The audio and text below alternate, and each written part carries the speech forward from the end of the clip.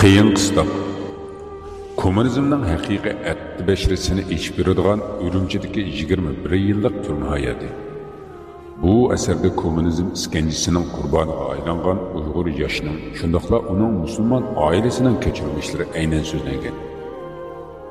Kommunizm niqobi ostida millat yoshlarining yangi ma'naviyat va madaniyat davosi bilan dinsizlik g'oyalarining singdirilishi, xalqning o'zligidan milliy va diniy e'tiqodidan ayirish jarayonlarini yorqin holatda ifodalab yozilgan bu kitob o'qirmanlarning yoqtirishiga erishishi tabiiy.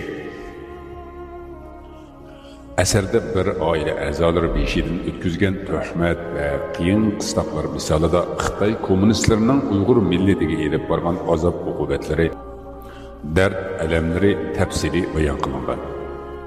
Qiyin qistablar. Hatto u o'zi ibodat qiladigan, keraksiz tosh parchasi bo'lgan butun nihoyatda taslikda voz kechdi. Musulmonlarning ba'zilari Allohga bo'lgan iymonidan ayrilgan edi. Shu vaqtgacha unchalik qiynalmagan edim. Ya Alloh, bu ko'zlarim nimalarni ko'rmadi?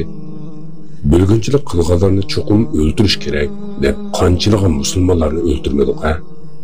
Hatto shu vaqtda inqilobchi bo'lmagan har qanday odam o'lgunchi deb qaraladi. Biz bo'lsak, yashash bizning haqqimiz, bizdan bo'lmaganga o'lim bo'lsin. Yashash uchun o'ldirsan, agar o'lishing kerak bo'lsa, bu yashatmagan uchundir. Qarang'u dunyo cho'qim aydon bo'ladi. İnsaniyatning baxti kelgusiga qarab mangdi degan g'oya bilan yashaydi. 1949-yil edi. Bir kuni deganda Mavzudonning inqilob qilib kommunistik partiyasini e'lon qilganligini angladik.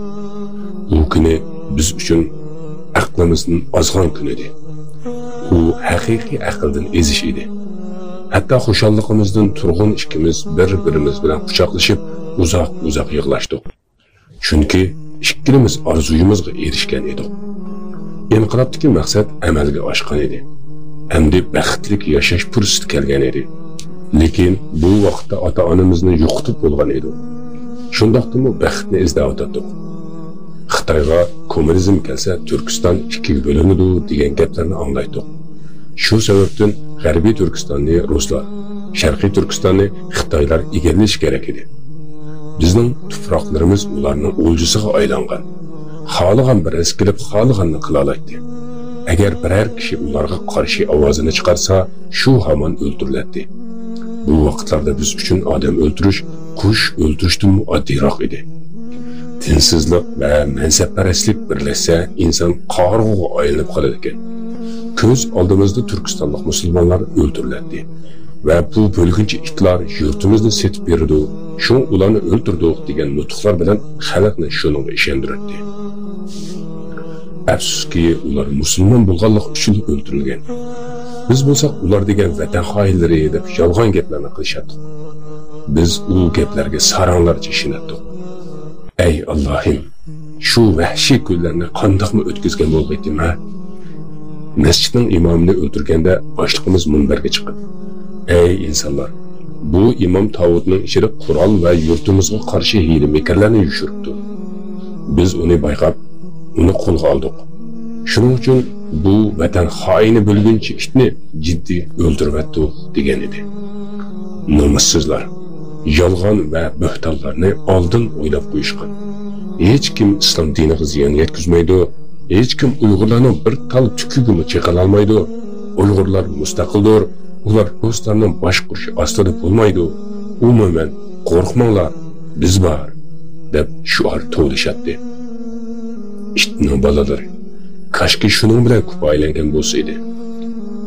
U imom asli ajoyib yaxshi inson ekan. Ammo uydurma varaqlar bilan Qur'onlarni Tavudga o'zlari selib qo'yishib, xalqqa yolg'onni rost qilib ko'rsatishgan edi. Bizmi bu xabarni anglaganimizda bo'lguncha itning bolasi vatan setishning nimaligini bilib qoladi deb uning o'limiga suyingan edi. Asli vatan satqullarini o'zimizga do'st qilibdimiz. Biz ularni sabdishimiz deb qarabdimiz. Shuning uchun ular men va turg'unga muhim vazifalarni beradi. Biz bu vazifalarni bajarish orqali o'zimizni to'liq baxtli his qilardik. Ammo yillar o'tib ota-onamni seg'inish, ularga bo'lgan ishonchining mendan yiroqlashganligini to'liq his qilib yetdim. Bu tuyg'ularim mening uyg'onishimga sabab bo'lgan edi. Turg'un bilan men uyga kelganimizda onam bizni bag'riga chingni bosdi. Ochamni barcha mehr bilan bizni bag'riga ochdi. Biz ular bilan paranglashib, dariza oldida o'tirib o'tirdik. Tuyuqsiz dadam sirt tarafdan kelib o'tdi. Turg'un menga qaradi va ko'zini qisib turib, dadam haqida o'lmag'ur gaplarni qilishga boshladi. Kamil, qara, bulgunch it kelyotdi.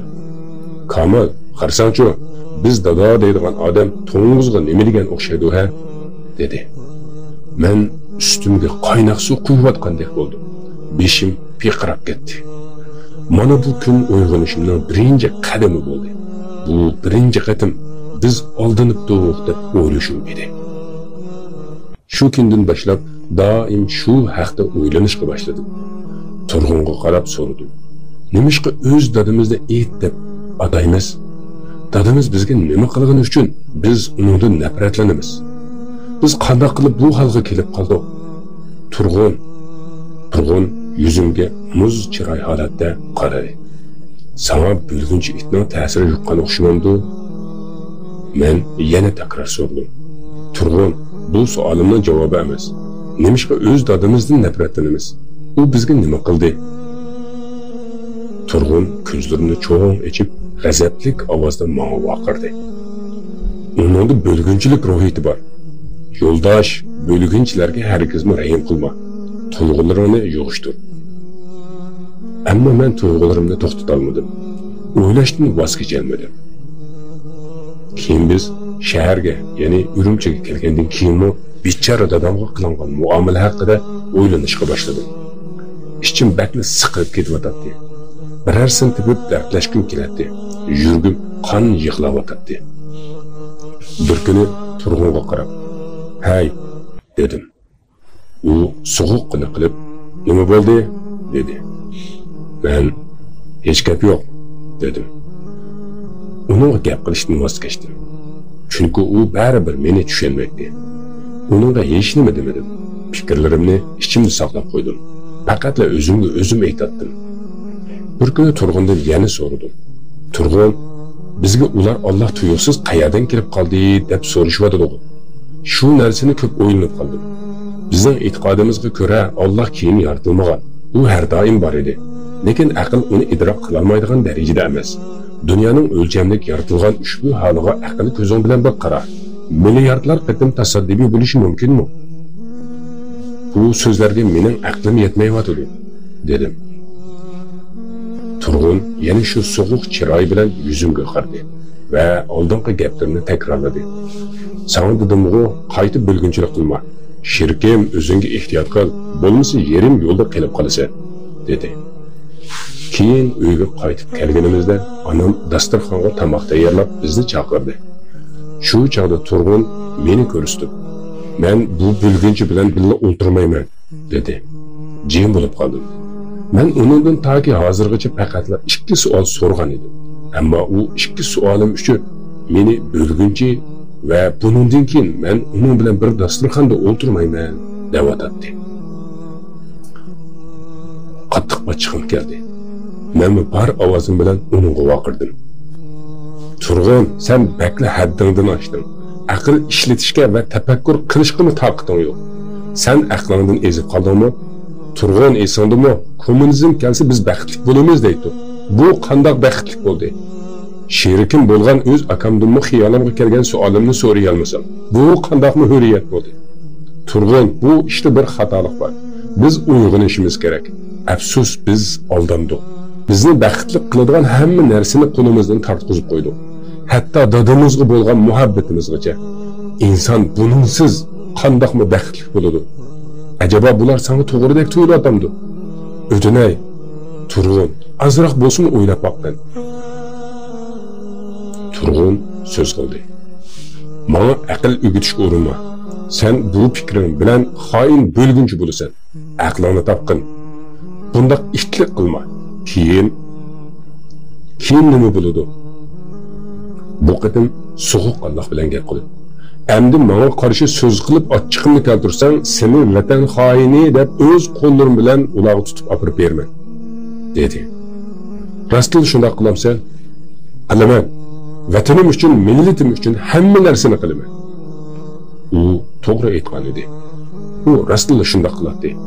Hatta ki komünistlarga qaraganda öz g'oya vositalarini bakroq joriy qildiradi. Ammo bizning ne vatan, ne millet qilgan edi. Vatanimiz mustaqillik nomi ostida Xitoy qo'llariga topshirilgan edi. Hatto qalbning to'riga o'rinlashgan iymondan tortib, qo'llaridagi hamma narsa tortib elingan tursa. Bir kuni Shidan so'radim. Bu yo'ldan mamnun bo'lamsan? Kommunizmdan kutganing shumidi? Dedim. U javob qilib, "Ha, mamnun. Men xushal", dedi. Her kuni minglagan insonlar Rossiyaga qochadi ve minglagan insonlar o'ldiriladi. Lekin bizdeklarga vaziyatni bildirish uchun yo'l tepishgan edi. Bu bir jarayon xolos. Vatan xoinlarini tozalotimiz degan gaplar bilan xalqni aldaydi. Men ko'p o'ylanadigan bo'lib qolgan edim. Haqiqatni tepishga intilatdim. Biror bir savog'dishimga dardimni aytolmaydim. Josuslik qilib meni setib qo'yishidan ansiraydim. Chunki hamma bir-biriga josuslik qiladi. Uning ustiga buningdek josuslik qilish muqaddas vazifa deb bilishadi. Men beshi kesilgan tuxudek jon ishida qolgan edim. O'zimni yerga urilgandek his qilardim. Kentimizga qaytib keladigan bo'lsak, u avtobusning oldida. Men avtobusning keynida o'tirib keladigan bo'ldim. Men bilan bir qadammi ayrilmaydigan akam Turg'un ikki suolim uchun men bilan ko'p gaplashmaydigan bo'lib, ko'zimga qarashdan ham o'zini chetga oladigan bo'lib qoldi. Bu qatim dadamga qattiq ichinishga boshladim. Aql ko'zlarim bilan dadamni kuzatdim.